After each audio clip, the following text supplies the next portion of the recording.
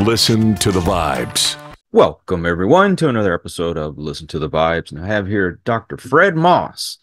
He is a mental health advocate and an author. And, well, we're going to get to know him and have a great conversation. So, Dr. Fred, tell us a little bit more about yourself. Yeah. So thanks for having me on the show. I am a psychiatrist. I have been a psychiatrist for 35 years, and I've been in the mental health field for 44 years, and I've been on this earth for 66 years. And the reason I bring up the third one is because I was born on this earth to be a healer.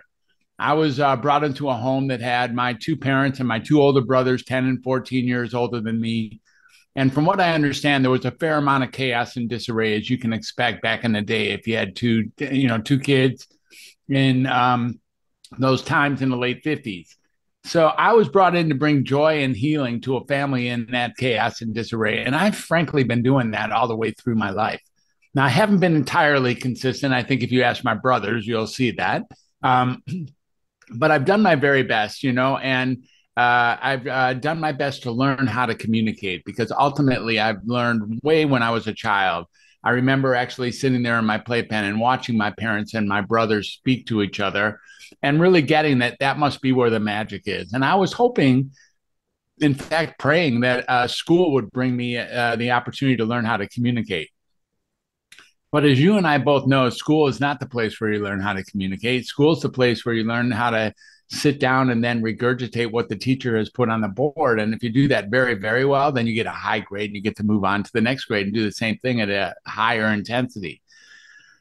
So I really wanted to learn how to communicate, because that's where it really, that's where all the magic is. And each year went on, that's what I wanted to do. I was enchanted and really just felt like I was committed to learning how to communicate with other people.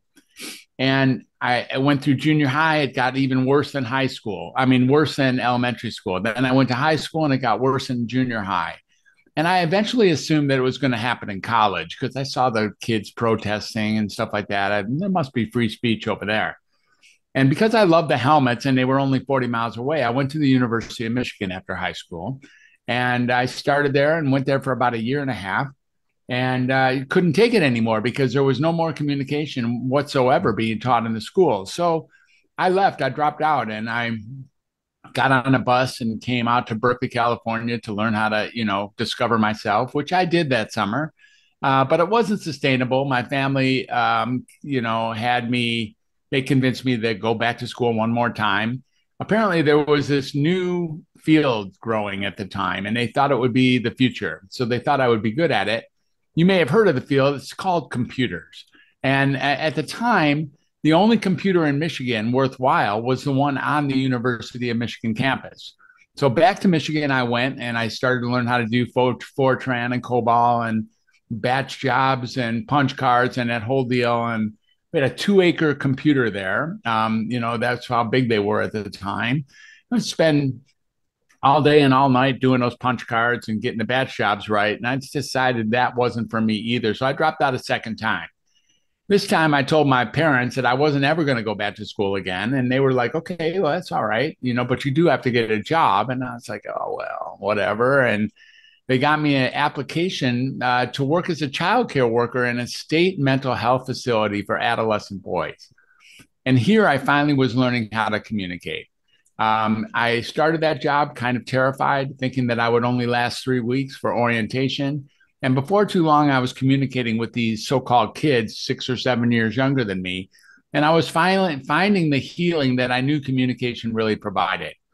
Not healing only for them, but healing for me and healing for everyone inside of the robust nature of a human connection. And I began to really like my afternoon shift job. I began really liking these kids. I began to get pretty good at it. And I decided that I could go back to school one more time and learn how to be a psychiatrist. Not because I love psychiatry. It was frankly because I really disliked the direction that psychiatry was taking. Back in the day, this was before Prozac, and this was before they had really gone into deep psychopharmacology. But if Timmy and Tony got in a fight or Jimmy was up too late, we would call the psychiatrist. He would come down. He would interview the child for maybe 3 or 5 seconds. And he'd interview us for 7 seconds. Then he'd go into the nursing station, take out his weapon, this weapon here, and he would write something in the chart, and then we'd have to go retrieve the child and hold them down in the quiet room while we jammed them full of some, customized cocktail of antipsychotic, anti-anxiety, sedating medication through an injectable. And if he was stuporous for the next 12 or 24 hours, then we would call that a success story. That was just barbaric and unacceptable to me, because I really had learned without question that communication is all that anybody really wants. And that's where healing really emanates from. So I wanted to go back to school and bring communication back to psychiatry. And back to school I went and completed my degree, eventually went to, medical school, and then got my psychiatric residency after medical school, and then child and adolescent psychiatric fellowship as well.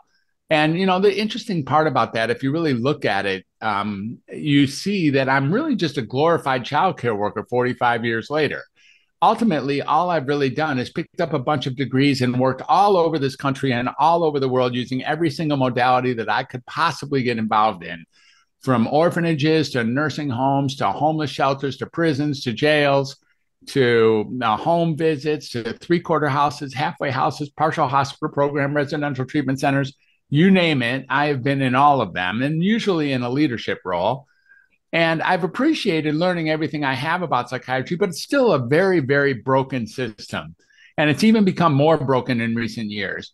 People don't go into psychiatry to get better. They go in to contain their symptoms. And frankly, they go in to slow down the deterioration of their symptoms, which continues to deteriorate over time. As you notice, the world is not full of mentally healthy people. Ultimately, so many people are unhealthy, and many of them are immersed inside of the present psychiatric system. So I began to do something in 2006 or so, which at the time was seen to be pretty radical, and apparently is pretty radical still. And that was, I had a couple thousand patients who called me their doctor at the time. I've had about 40,000 patients over my career that have called me their doctor.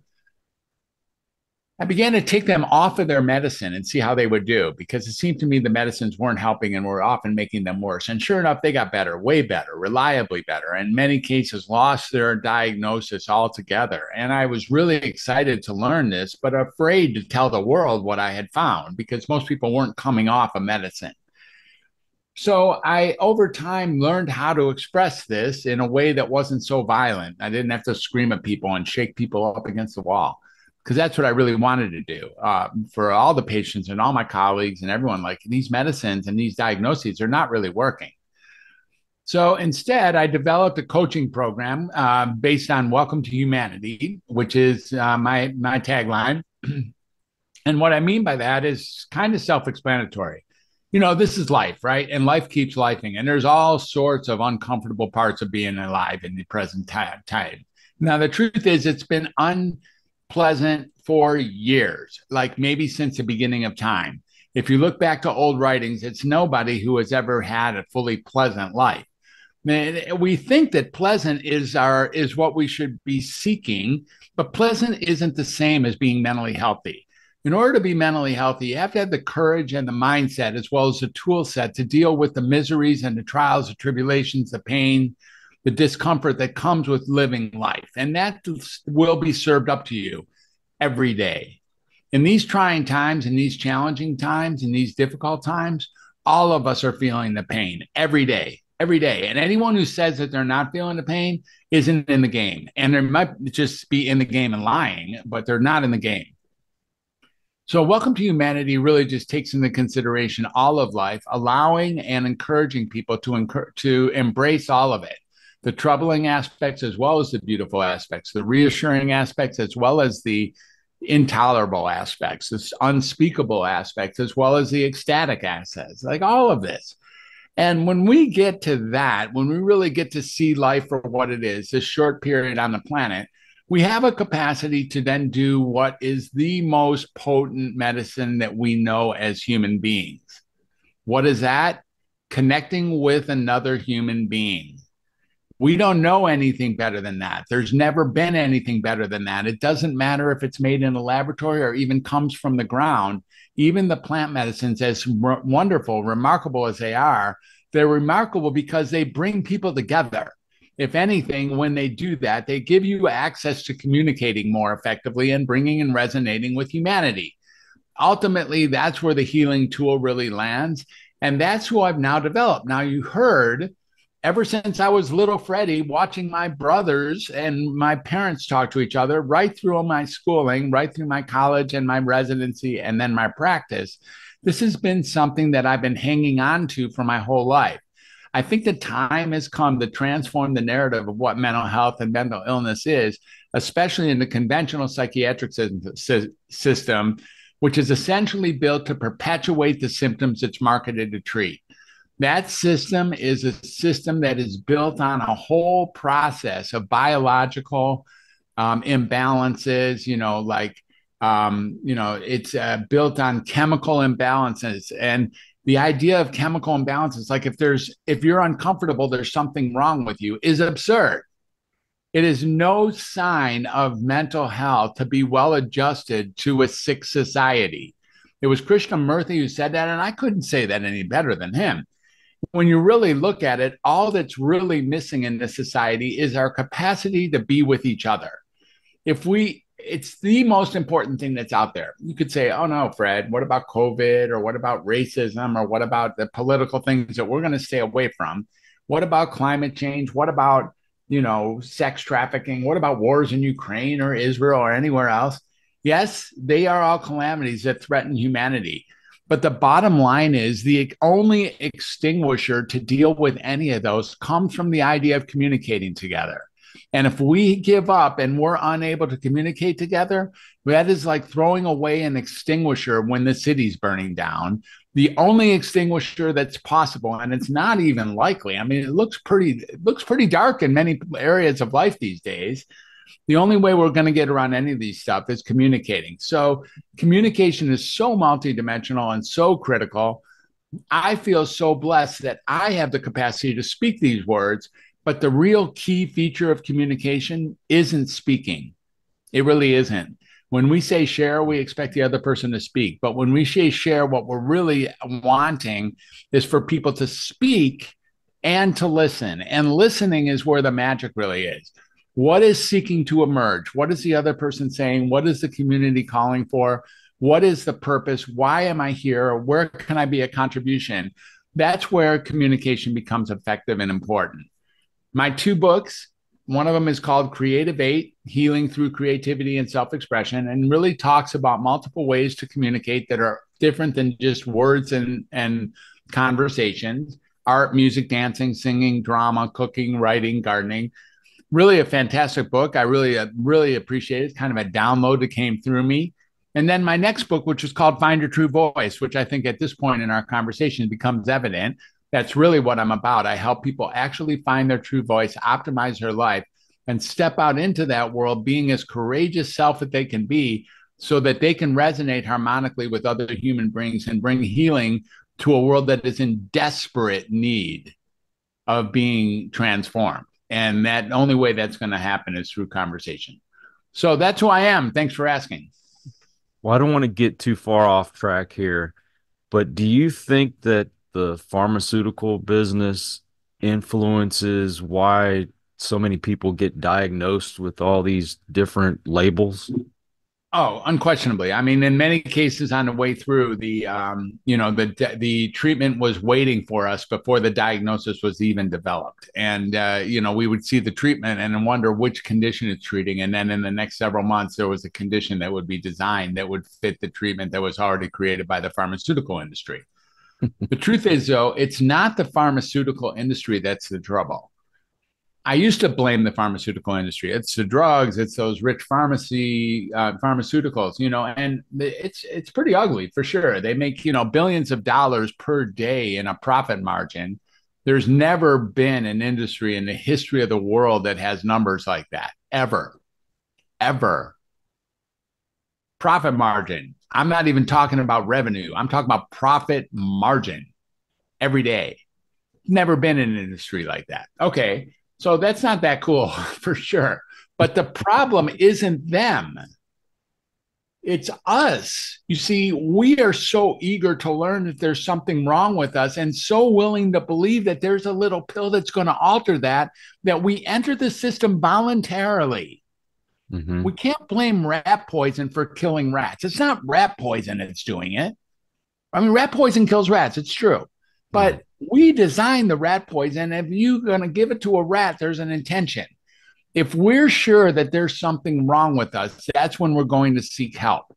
If we think that there's something wrong with it, then there's a pill waiting for us that's going to make us better, then we voluntarily walk into those blades. And when we do that, that's what the problem is. So as the Un-Doctor, which is another moniker I have, I like to have people learn that there's nothing wrong with them. I undiagnose them, unmedicate them, and then undoctrinate them. Because if you realize there's nothing wrong with you, this is a crazy world. Sure. If you expect for 1 minute to be uncrazy in this world, you're missing the point. Mm-hmm. This is a crazy world. And if you get even that really serious, lonely feeling of knowing that you're uniquely sick, which nearly all of us have, that's called being normal. When you can get that you're just another beast on a journey to get through this world and stop thinking that there's something that needs to be fixed by taking a pill, you get to not take pills anymore. And if you don't want to take pills anymore, just don't. Now, with all that said, I always have to leave this disclaimer after I am a doctor and I want to be responsible. And that is, if there's people out there who are listening who have already found their diagnosis, they're so happy about it. They feel like they found their whole nirvana through their diagnosis. And, they love their therapist and they love their medicine and they couldn't expect or want or even dream of a life that's better than the one they have now. By all means, please stay on that horse. Please keep doing exactly what you're doing. If you found that for your life in any area of life, by all means, please don't leave because of what I'm saying. Don't even argue with me. Just keep doing what you're doing. And the people I'm talking to are the hundreds of millions of people who are pretty certain that that's not the case for them, that they're undiagnosed or misdiagnosed or overdiagnosed or unmedicated or mismedicated or overmedicated or whatever they are, and they're not happy with the optimum results. And these are the people I'm talking to. If you want to get optimum results, let's just get really clear about what's going on here. And then let's effectively communicate with each other so that we can share and resonate harmonically and create that healing and that love that's at the essence of a human connection. If you don't mind me sharing, because I'm really the only example I can give you. When I was younger, I had been molested when I was a little kid. Yeah. And then as I grew up, instead of facing all my emotions, I drowned them in alcohol and drugs. Up to the age of 12. Yeah. That was most of my life. And then I tried to get off of drinking and the drugs. But when I hit 39, I believe, I had a breakdown. It seems like every emotion in the world came out at once. I guess I suppressed it for too long. Ended up in the hospital. When I was in there, I was diagnosed with depression, anxiety, PTSD, and of course they gave me every pill in the world, and I continued to take that medication as the years went on, but I didn't feel any better. In fact, at times, like you'd mentioned, I felt worse. For sure. Well, I met someone who encouraged me to get into meditation. And so I did, and I slowly got myself off those pills. And now I'm doing better than I ever did taking that medication. Fantastic. That's so great. Good for you. That's exactly right. That's a great route. And, you may think your experience of not getting better and actually getting worse is unique, but it's actually nearly everybody's experience with those medicines. And the fact that you found mindfulness or meditation on the back end, just a way of stilling yourself and getting what's so about be who you are in the real big deal, like, who you are and what you're not. You're not your feelings. You're not your thoughts. You're not your emotions. You're not your physical sensations. there's a grander you out there, and you get access to that through meditation, which is part of the Moss method.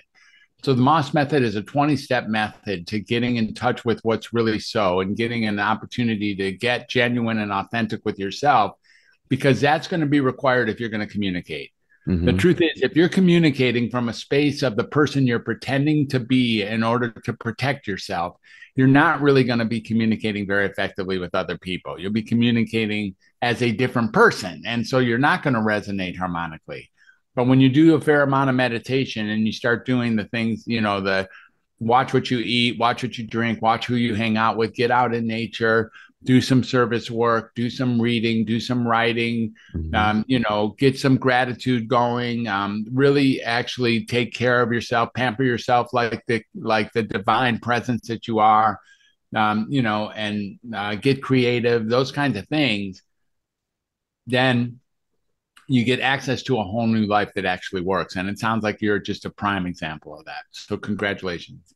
Well, thank you. But to be honest, it seemed like every other person I talked to was diagnosed with nearly the same thing that I had been diagnosed with. They were on medication. I said, really, is that many people that are suffering this? What has happened to the society that all of us have gotten this? Yeah. But another thing is when I changed my mindset. Now, granted, I don't always follow this, but this, like when I'm driving and somebody's speeding by, cut me off, whatever. Yeah. Instead of getting mad, thinking, maybe this person's in an emergency or something. I don't know what they're going through. Yeah. That's helped a lot with my mental health. Yeah. Yeah, exactly. Yeah, you can really just tune in. You can really tune into who you are and really get a new access to what it is, what it means to be alive, and what it means to really, just take it all in and be part of the life as it's unfolding. Well, your alternative methods, can you go a little deeper into what you teach? Yeah, ultimately, I teach that you probably don't have one of these diagnoses. In other words, you think you do. You think that you're being well classified by, PTSD or depression or OCD or any of those things. And ultimately, it's not very helpful to have a diagnosis, because what we do is we relinquish the responsibility of taking care of ourselves in our lives when we take on a diagnosis. We give a meaning to the diagnosis, and then we become that diagnosis. So, for instance, if you came into my office, you told me, I have a big nose, I like peanuts a lot, and I drink a lot of water, and I'm kind of heavy. I say, you know what? You meet the criteria for an elephant. And then you'd be like, oh, that makes so much sense. No wonder I knock stuff over in the store. No wonder I have a good memory. No wonder this makes such good sense. Then you walk out and guess who you are for the rest of your life? You're an elephant. You're an elephant, dude. You're not thinking the doctor told me I'm an elephant. You're thinking I'm an elephant. And you walk around your life thinking and knowing that you're an elephant. And when people say you're not an elephant, you just know that they don't even know. They don't know you. They're wrong, or they haven't learned yet what an elephant is. That's what you think. Then you become really constrained by that diagnosis. So what we do here in the Moss method is look at really 20 ways of really acknowledging what does it take to come in touch with our real self. We come up with gratitude, come up with, there's cold showers that I like to tell people to get because it's so resetting. There's the idea of, meditation is in that list, and doing Tai Chi or Qigong, little movements that are, built on centuries of wisdom. There's watching what we eat, really being careful to eat mostly organic foods, being careful to drink a lot of water so we can keep the flow going, being careful to stay away from processed foods, being careful to have herbal teas each day, maybe herbal teas or, the fresh organic juices. And then we start looking at other things we can do, including like creativity, art, music, dancing, singing, drama, cooking, writing, gardening, having really powerful conversations with our inner circle, doing things that are new, taking care of our basic needs through, pampering ourselves, taking care of our sleep hygiene. If you haven't noticed, most of us are spending nearly all day staring at these blank screens all day with these lights penetrating our eyeballs all day long. You and I think we're together right now. We're not together. We're both staring at a flat screen. Back when I was going through residency, one of the criteria for a psychotic schizophrenic was that he was talking to a screen. That was a hardcore criteria. If someone was watching TV and began to talk to the TV, that was enough to call them schizophrenic. These days, you get called schizophrenic if you can't do that. Right. So the criteria has shifted at that level. And now we're all sure that we're doing the right thing by sitting in our chairs, staring at a screen and talking like it's real. Right. So when we really come to grips with it, we start taking care of our sleep hygiene. We start taking nature walks. We start really, being of service, doing volunteer work. Doing some journaling, actually writing down our thoughts. When we start doing those things on a daily basis, that's when we get access to our true self. If we're able to do that, we usually can wash away the medications and the diagnoses if we're willing to. Now, many of us hang on to those diagnoses with white knuckles. Like we don't want to get rid of those because they're such an important identity. I mean, if I don't have PTSD, then what am I? If I don't have like major depression, then what am I? What do you mean there's nothing wrong with me? Here's another point. People come to psychiatrists, and this is the only subspecialty in all of medicine that if you tell someone they're okay, they get furious. Mm-hmm. Yeah. Like if you go to an oncologist and he tells you okay, you're going to be like, that's good. Awesome. You go to a cardiologist and he tells you okay, you're like, great news. You proctologist, great news. Gynecologist, great news. Psychiatrist, what do you mean I'm okay? I'm not okay. I'm going to go find a real psychiatrist who knows that I'm not okay and gives me a reason to support that. So psychiatry is very odd that way. It's the people come in knowing that they have a condition and they just want confirmation of it. They want a name to put to it. So it takes some courage to think, oh, what if I'm not any of those alphabet soup diagnoses? What if I'm just me trying to find a way through this crazy life every single day, just like the other people are? And the level of confusion and like dysfunction and the level of imbalance and insecurity, or the level of fear or anxiety or depression or aimlessness or scatteredness or all those things that are uncomfortable from being, from even being in like, some degree of incongruence with the world around us. Maybe that's just part of life. Maybe that's really just part of life. Maybe there's nothing wrong with you. This is a hard thing to sell to people. People are like, I already know there's something wrong with me. I don't want to go to somebody who's trying to convince me that there's nothing wrong with me. But ultimately, once you get that for yourself, you get a life that works. Mm-hmm. You get a life that works, that isn't dependent on all the crazy shit that's happening out there. Right. I want your honest opinion and be open about this. Yeah, sure. And I've heard of mass psychosis. Do you think that social media is contributing to mass psychosis in the world? I know a lot of people get their diagnosis from TikTok. Yeah, it's a really good question, and we'll veer away from the politics. You get really close to politics there, so I understand. Yeah. The idea here is that the problem with the word psychosis is that it assumes that there's a reality that all of us should know together. In other words, psychosis assumes an alternative reality from the truth or something like that. Like that person over there is psychotic because they don't believe the same things that I think I know. Mm-hmm. That's the problem with the whole diagnosis of psychosis. And as we go through all these changes, all these shifting changes every single day, with no longer having any clue of what's true or what's not true, what's news, what's not news, what's real, what's not real, If we don't know that, then we no longer can feel very confident about the diagnosis of psychosis. I hate to say that because you want to think, oh, yeah, that person over there clearly psychotic. It's not so clear that that person is clearly psychotic. It's even possible that we're psychotic and he or she isn't. It's possible they have an inside track. You know, these people, like, I don't know, the indigent people or the homeless people or the people who are, supposedly in the down and outs, they have nowhere to fall. They have nowhere to fall. That's it. That's just where they are. And they start speaking out loud to whoever they think they see or whoever they think that's there with them. And you know what? We all think there's someone here with us.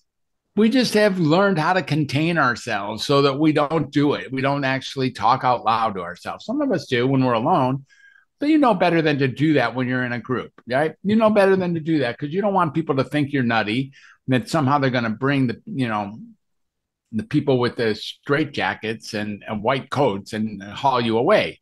You don't want that. And we don't want that. So we are the ones who have adjusted ourselves to fit into the society using the parameters that society has set for us. So what does the technique show? The technique shows ways to communicate effectively and to get access to your own organic self. Because again, as I said before, it's very important to have access to that if we're going to communicate effectively with others. How do we do that? We move the things that are out of the way. We move the things that are in the way of finding ourselves out of the way so that we can get direct access and then harmonically resonate with the nature and the other people in our lives. Over time, speaking of school, as we did earlier, we really have learned how to pretend to be someone that we're not in order to protect the person that we are. Really, we really have. It's really what we've done.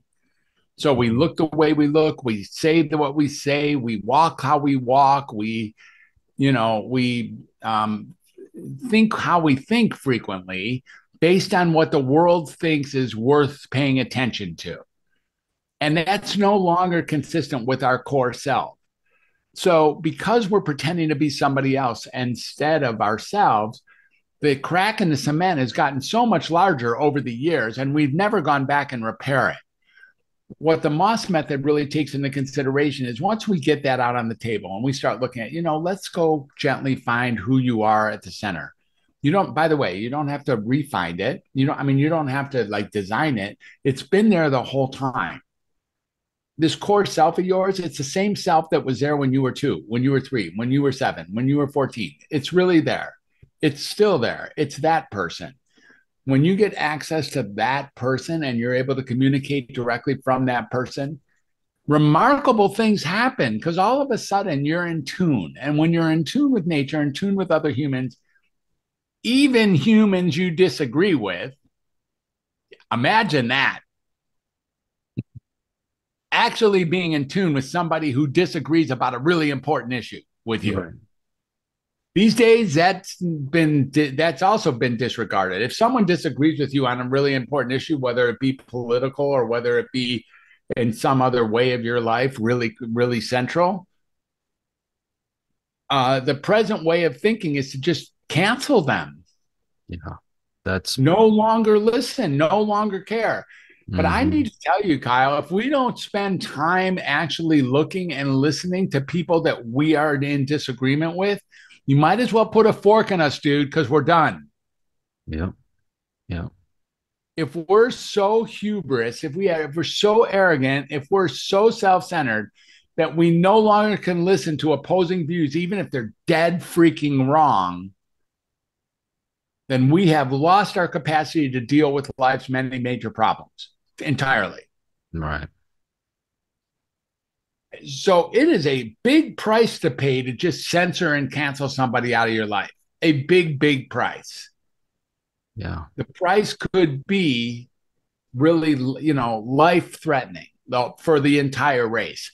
The truth is, I think that's the most important, the most threatening aspect. The greatest threat to humanity right now is that we have lost our true voice. Yeah. It's sad to see people lose friends and even disown family members just because they don't agree politically or what have you. But it's back to my other point. I, I mean, to each his own. You live your life however you want, but Yeah. is it normal for people to think they're a cat or they're a bird or a dog or a wolf? Well, it's a really good point.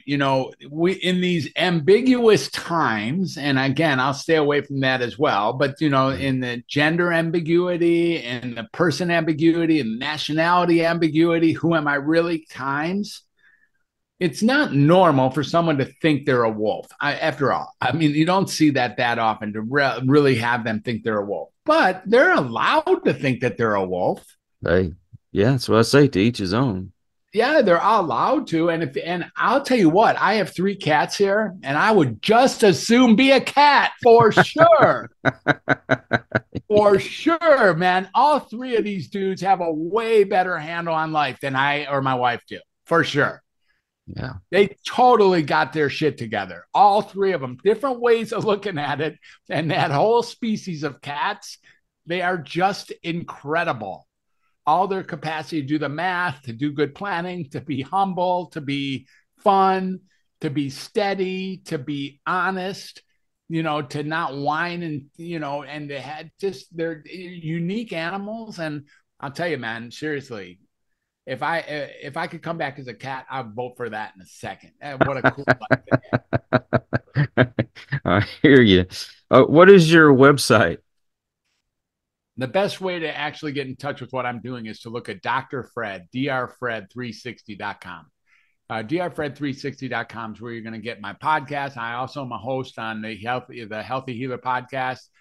I also have created a couple courses, the True Voice course and the Healing the Healer course. And then also got these couple books that are there. And then you can get some freebies and some, we'll call them lead magnets, PDFs. And you can see a lot of what I'm up to. And you can also even get a book a discovery call with me. If this is interesting to you, we can talk. And, if it's a good connection, we'll see what we can do. And if it's not, I have a lot of access to a lot of people in the community of all levels. That's what 45 years in the field gets you. And, I can probably connect you to somebody that can help you in whatever you want or need. And what is your social media? I like to hang out on Facebook. No, I don't. No, no, I don't. I said that wrong. I hate social media. I don't like hanging out on Facebook, but somehow that's my, I fall into Facebook, which I just really don't like, but there I am. And I really do like LinkedIn a little bit better than all the rest of them. And there's something a little bit more steady in LinkedIn that I appreciate. I do not play around very often on the others, on IG or TikTok or X. I know that they're there. I know that Pinterest is there. I know Snapchat is there. I know that they're there. I just don't play around deeply on them. Every so often I'll post there. But ultimately, if you're going to find me, you're going to find me on LinkedIn or Facebook. That's where I check my messages every day. That's where I post, frequently a few times a week. And that's my social media connection. Well, I will post all those links in the description to make it easy for folks to find you. Dr. Fred, thank you so much for coming on today. My pleasure. Thanks for having me on. It was a great conversation. Appreciate it. And I also want to thank all you folks out there. If you are new to the channel, I hope you'll come back. Please hit that subscribe button for my regulars. You guys are awesome because you make it possible for me to do this. And until the next one, everyone, please take care. Be kind to one another. God bless and peace. We hope you enjoyed this episode of Listen to the Vibes. You can catch us on Buzzsprout or wherever you listen to your favorite podcasts, and on YouTube. Follow us on Facebook at The Vibes Broadcast Network